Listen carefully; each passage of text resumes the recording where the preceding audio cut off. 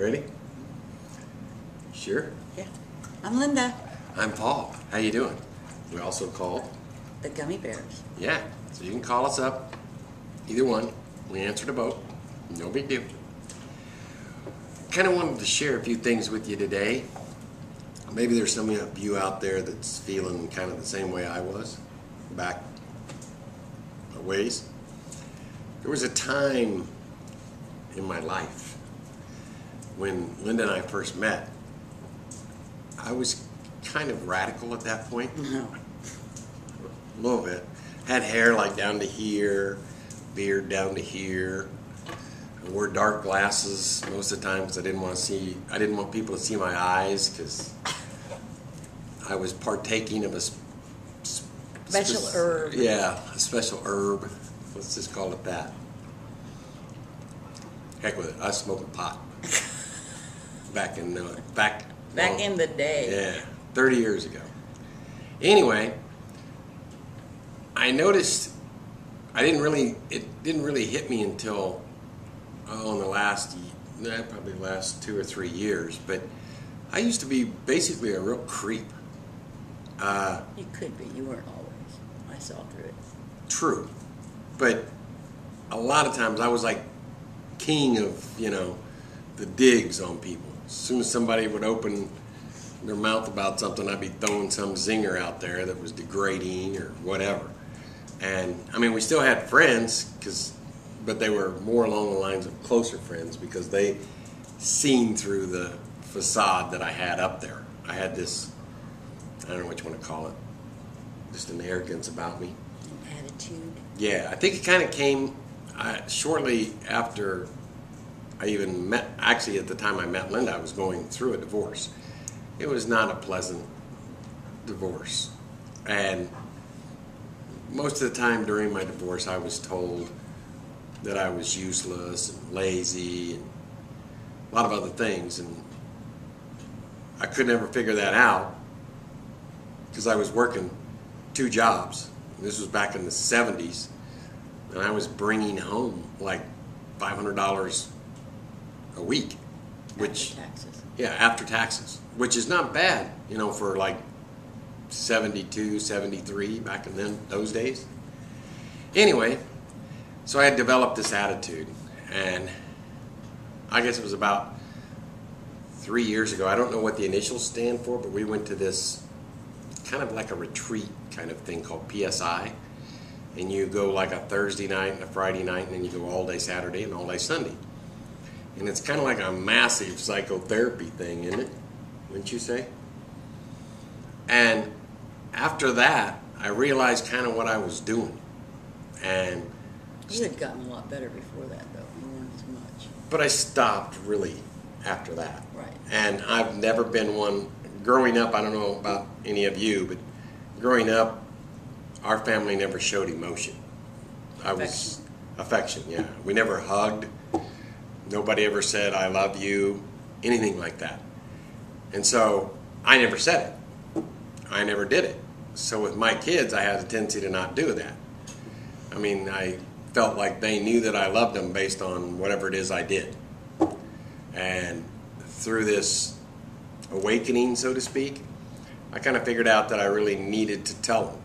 And so now I tell my kids that I love them, and I tell everybody that I love them. Because you never know when they're going to be gone. So I make it a point of telling everybody that I know, that I come in contact with, that I love them. Even somebody I don't know, I love them because they're a human being.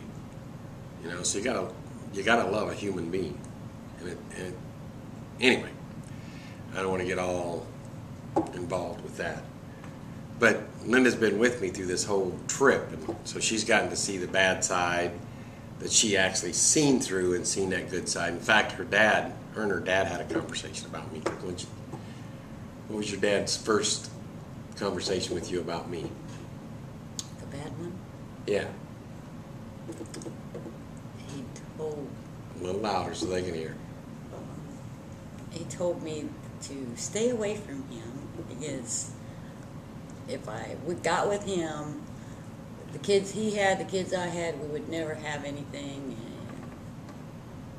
and stuff like that. But I told him that he didn't see what I saw, and it wasn't really that long that we were out of their life for a while, and then we came back, and Paul had cut his hair, cut his beard, and he actually started working for him. And my dad called me up and told me how much Paul had changed, and I told him he hadn't changed, he just cut his hair. And that kind of like, my dad has always been normally 95% of the time a very good judge of character. Plumber all his life. He knew that he had screwed up, and now I think they have a really, really close relationship. Yeah, I mean, it took a while to get there, but he helped us out. He's kind of like my dad. He's kind of like the dad I never had, because he helps me with everything that I do. I couldn't ask for a nicer person to be in my life. Him, all of Linda's family have been real nice to me, so I got no complaints with anything. But anyway, didn't know if any of you out there had been through this, but there's other ways. You can learn to really change, but you got to find out who you are, and it takes a little bit of work to find out who you really are. You got to look inside, and looking inside is not always the easiest thing to do. I'll tell you something that's really hard to do. Take this as a dare. You can go into one of the bathrooms you got or whatever and go by yourself, and I want you to look into the mirror. Get about 6 inches away from the mirror and look straight into your eyes and see if you can make a connection with the person that's behind those eyes. It's not an easy thing to do. And look at yourself and appreciate yourself for how beautiful you are. Not your outside, but your inside. Yeah, look inside. It's really hard. But anyway, don't want to get too carried away. This probably went on too long as it is.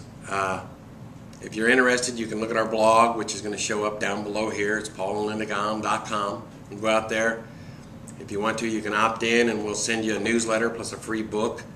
And let's just connect and talk. That's kind of all what we're about.